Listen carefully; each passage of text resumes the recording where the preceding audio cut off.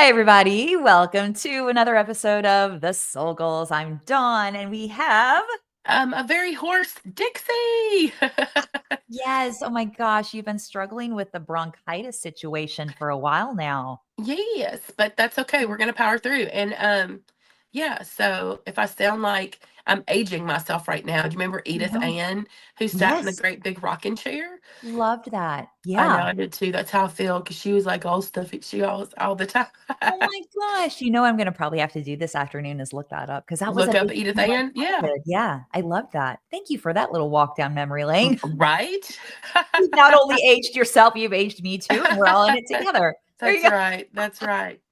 Well, kids, this week rather, Dixie and I took on a really great opportunity, and we're liking to call this episode Hug Life. And what did you say? You said, I didn't choose the hug life. The hug life chose me. ah, So silly. perfect. Hug Life, which basically means we're going to take time out of every day and choose to hug somebody, whether that is a person, whether that's a furry family friend that we have around the house, a kitty cat, a dog, whether it's a stranger in public that you feel like really needs that, whether it's just a long lost friend that you run into. 8 hugs a day for maintenance, by the way, scientifically, you know this, but 12 hugs a day for growth. That's a Really? lot of hugs. Yeah, That's a lot of hugs if you're not a hugger. right. So I'm just gonna go back to the beginning because I didn't grow up in a house of huggers at all. Oh, really? Mhm. This was Yeah. hard. This was hard. But I will say, not growing up in a house full of huggers, when I became a mom, that all shifted, like, huge, huge shift. Yes, you were like, I'm going to hug you to death, like on Monsters Inc., where she's, Yes, squeezing I'm them. going to Yeah. squeeze you. I call them Yes. squinches. We always called them squinches. Oh, I love And that. growing up, I'd be like, come over here, give me a squinch. Oh, well, that's cool. I will tell you that my husband loved it because he is a touchy-feely kind of person. So he loved, yeah, let's do another hug. Okay, let's go.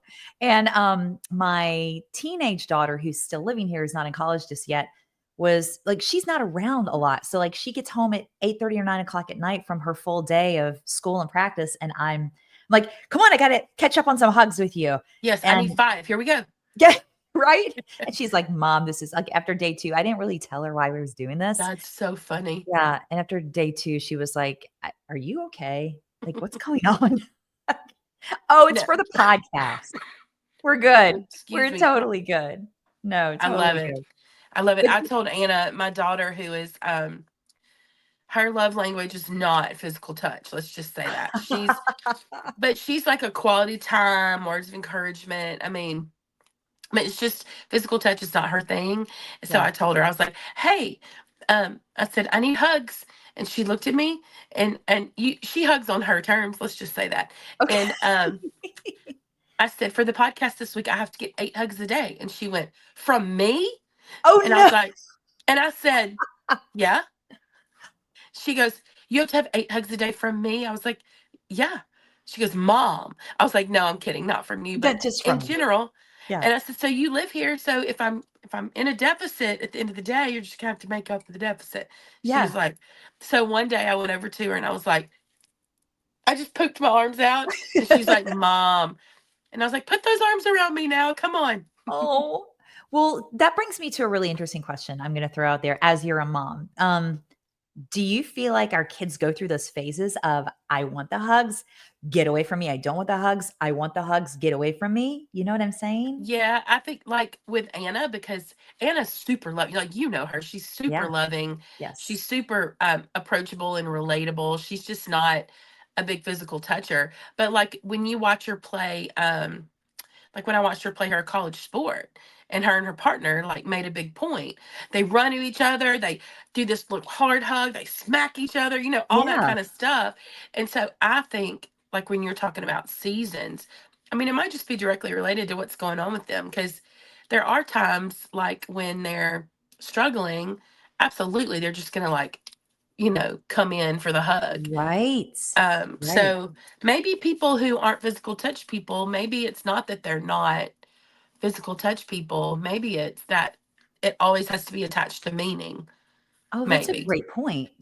That's a really great point. Because I don't ever recall her, like, when she's, like, when I surprised her at college, she just fell into me like a hug. And Oh, yeah. then when something's happy's going on or when they're sad, like, the hug is never the issue. So I think it has to be tied to meaning.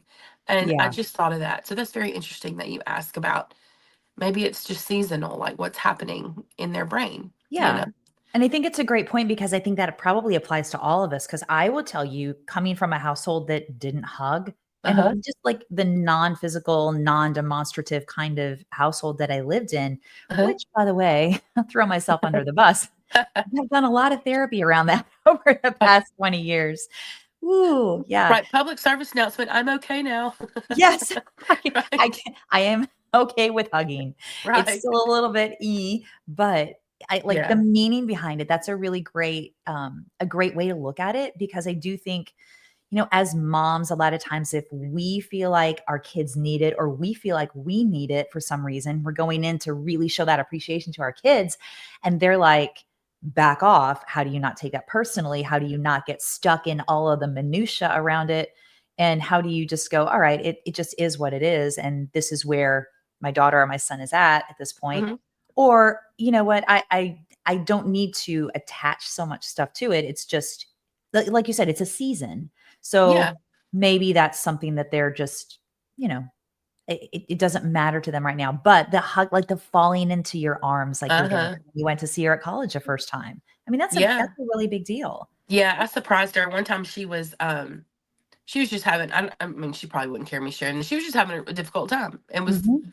and I texted her roommate and I told my husband, I was like, I'm going. Yeah. I had already had the weekend off because I was supposed to do something else. And I was like, nope, already had the 3 days. I'm going. She needs her mama, because sometimes we just know.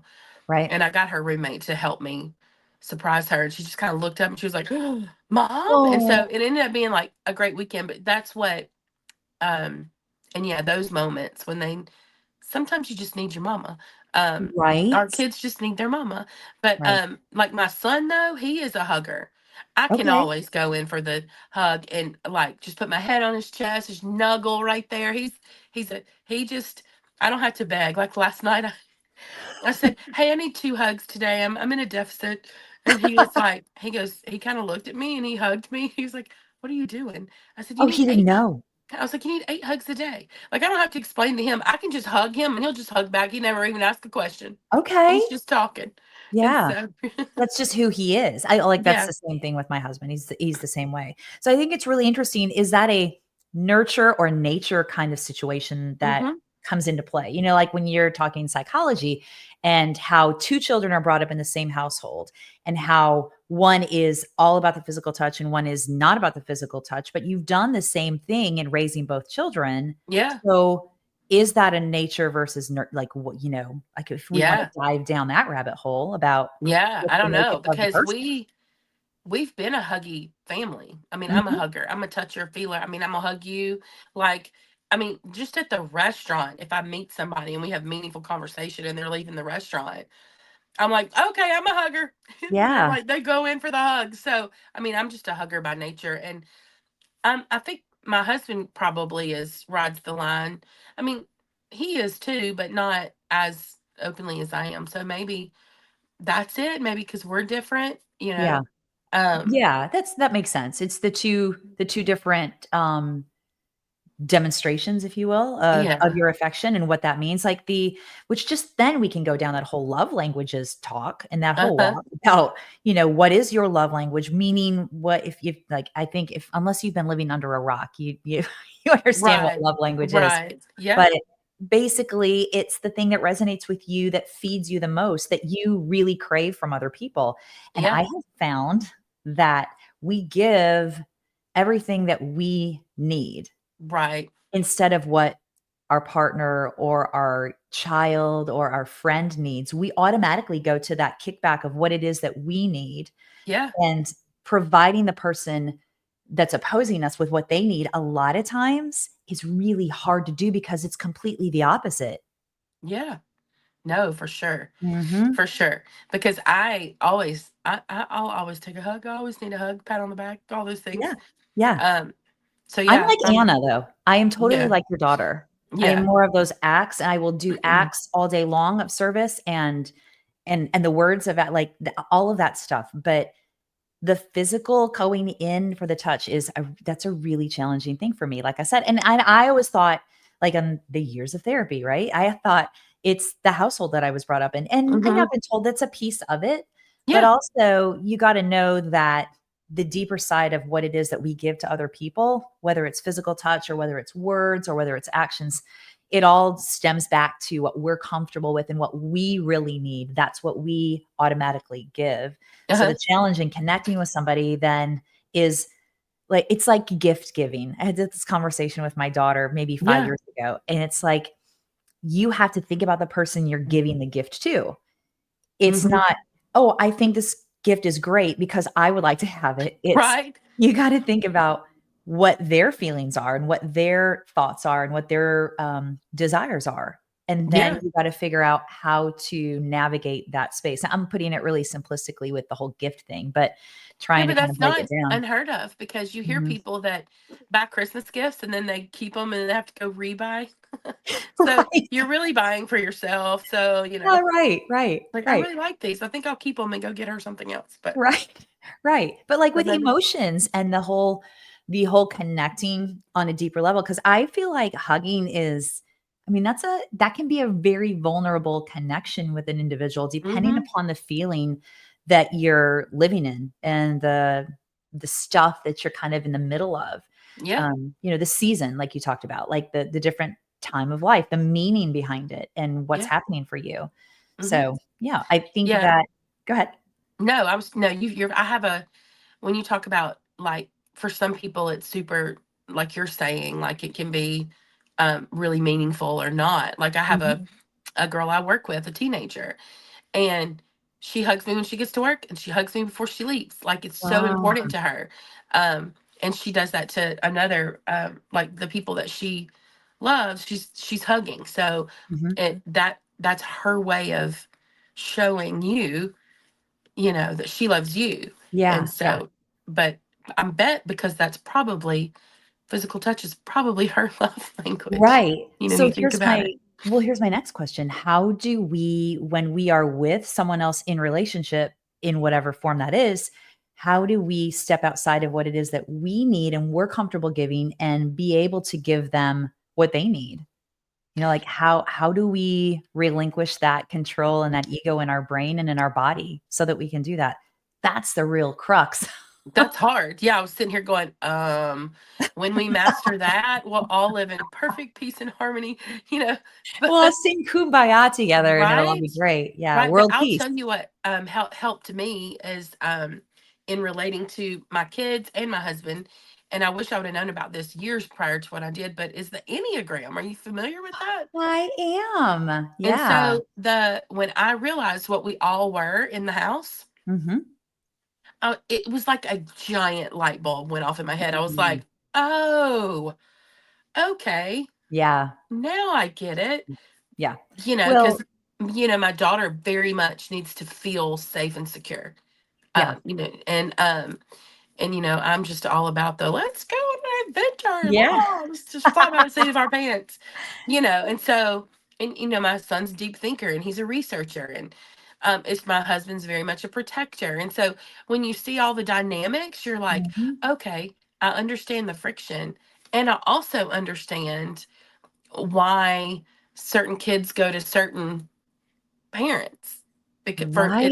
it has to do with, when you relate how to relate to each other, kind of like love languages too. When you learn each other's enneagram, then you're more, I just feel like the more tools we have in our tool belt to create and maintain healthy relationships, the better. Absolutely. Yeah, Because I just wrote down information is power in any kind of yes, relationship. Yeah, absolutely. yeah, And I mean, it's just, go ahead. I don't know what my Enneagram number is. I probably should, and you probably, from being around me for the last, what, 5 or 6 months, can probably figure me out pretty quickly.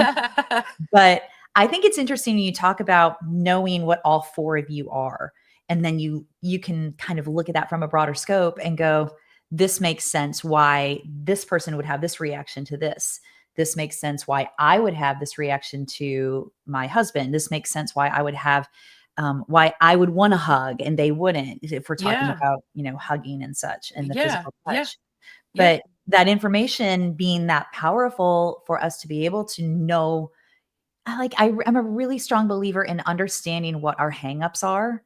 Mhm. And when you understand what your hangups are, then you have free will and choice, Mhm. and then you can choose to work on them, walk through them, do the stuff that you need to, or you can choose to just pause them. And I'm going to say that there are certain times in life that you have to push the pause because there's other things taking precedence over those things that you feel you really need to do the deep inner work on for yourself. I've Yeah. had those experiences before. I mean, being a mom, it's hard. Like your kid's getting sick.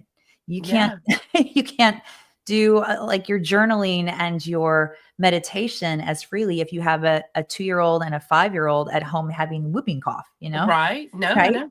Yeah. So you have to definitely figure out what your parameters are and how you can work through your hangups and choose the right time and space to do that.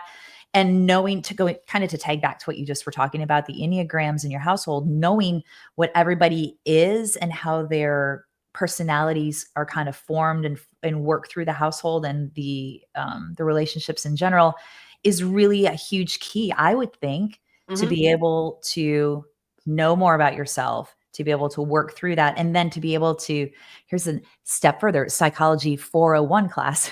Yeah. Ask ask for what you need. Oh, for Ask them for what you sure. need. For sure. And that's going back to our hugs, like asking for what you need.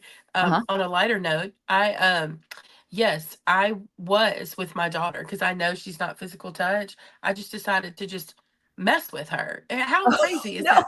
That's so not nice. Um and so no, I mean not mess with her in a mean way, but just like, okay, Yeah. I need when she was like, from me, you need all eight from me. I'm like, come here, come here. And I'd be like, there's one. Okay, there's two. She's like, Mom. So I just um I love messing with her, Mhm. not wanting to hug. But I'm interested. You said it's eight hugs. People need 8 hugs a day For just to be maintenance. to be okay in Mhm. life, just to have a Yeah, good day. yeah, 12 for growth. That is so interesting. yeah, yeah, that's a scientific fact, That's a and lot of hugging. it's a ton of hugging. So, when I was reading about that statistic, I was like, there are people that live on their own. There are people that work from home that aren't around a lot of people. There are people that don't have significant others in their lives that are or you're an introvert. It's really hard for you to Yeah. do. It's like, how do you access that? Well, you can, I mean, this sounds silly cornball, but it made sense to me. Like you can hug yourself, you can affirm yourself, you can hug a pillow. Oh, yeah, You right. know, you can hug your kitty cat. You can Hmm. hug, it's all about, ultimately it's about connection and what connection does for us on a deeper level in terms of not just connecting us to other people, but how it helps heal us and keep us healthy on Yeah. multiple levels, you know. It makes sense when you talk about that aspect of it, why in the year 2020, why Oh, that year right. changed everybody so dramatically, because we weren't even getting maintenance, I'm sure, because Yeah. community was just cut off. Yeah. And so without community, I mean, you can equate it to a hug. I mean, we need each other so badly. We Mm. were Yeah. created to, live in community. So A, you take that away. Mhm. B, if we all need to be, have eight meaning, hugs a day, even if it's with your pup or your husband or your kid or your Mhm. coworker or Yeah. whatever, stranger on the street, that you just meet. Because I've had that experience before. Yeah. Like when we were doing like random acts of kindness or whatever, and somebody just give me this deep meaningful hug. I don't even know them, Yeah. but I think that whole season of life 5 years ago changed everybody dramatically, Yes. and we're all kind of distant now, Yeah. you And it's know. hard to get back to that. And that's where I'm saying that I think a lot of this stuff is it's an exposure of our hangups. So Mhm. that's a hang up for me. Then I know that I now have a choice to do something about it. Does that mean that, okay, I'm going to make the choice to do this? Like I'm going to step in, like you always say, do it afraid, Yeah. I'm going to step Yeah. into it. Or does that mean me doing it afraid means that I know there's something deeper to this for me? And I probably need to reach out and contact a licensed therapist to talk to about this. Or I need, hey, I'm like I think I said it on a podcast the other day, you need 8 minutes. I just texting a friend and say, hey, can we get on the phone for 8 minutes and connect? Mhm. That's Yeah. just what you need. Yeah. I think that asking for it is a really interesting thing to go and take that back because I have been, for me, the non-hugger Yeah. of the Yeah. duo that we're here. You know, I will tell you there have been times where I'm such a pride-filled person and I'm such a stoic kind of person, but Mhm. um, it's hard for me to ask for what it is that I need in terms of help. And when I need something, a lot of times that equates to being vulnerable. And Mhm. for me, growing up in the household I was in, vulnerability meant weakness, which it's Ah, completely not now that I no. know differently. So I have a different choice to address it differently. But I have had to ask for hugs from my husband and just really, it's taken everything when I've had a really shitty day to Mhm. go, I just need a hug. Mhm. Like, into like, actually say like, look at me saying that. It was Right. hard for me to say that. Is that Your weird? teeth are clenched. I just need a hug. I I'm still a work in progress, guys. Right. I still go to Aren't we therapy. all? Oh There my you go. gosh, aren't we all? There you go. But I think the thing is, the interesting thing is that for me, from this week was that we have choices to connect, Mhm. even though, like, for you, it was a really easy task for you to do because that's just in your general nature. For me, it was more challenging. But for you, I would say you encountered people that were a little bit more challenging to actually embrace and be a part of it too. You know, though, the hugging part is easy for me, but I realized that when you put a number on it, I don't realize that that was a challenge on some Okay. days, you know, to get all 8. Yeah. And I'm not somebody that's like, I'm not a toucher, you know. Yeah. Yeah. So for you, that number was hard? Yeah, on some days. Yeah. Wow. Okay. So, So, good, but I'm not alone. That's good. no, That's great. you're not alone. So, Thank God. All right, thank God. But hey, I thought it was a really interesting challenge in general, and I was reading about it probably about 6 months ago, and then I researched it before we went into last week. And hmm, I will tell you, I think that, that connection for all of us is something that we are all, like you've said it 100 times, we all crave that and we all need that. yeah, And it's figuring out what makes us tick to help connect and to know what our triggers are, to know what our hangups are, and then to figure out the tools to help us move through them a little bit more, um, with a little more grace and a little more ease than maybe we would have done a month ago or a year ago. And that's really what we're trying to do is we're trying to grow. We're here just trying to grow. yep. Yeah. That's all what we're doing. Yes. And the hug life chose me this There past you week. go. Yes. I want you guys to all go out and choose the hug life this next week. Yeah. Let's do it. Let's do it. I'm And here for it. yeah, you totally are. And you are my you're my rock star friend. And I look up to you for the hugging. Yes. The hugging.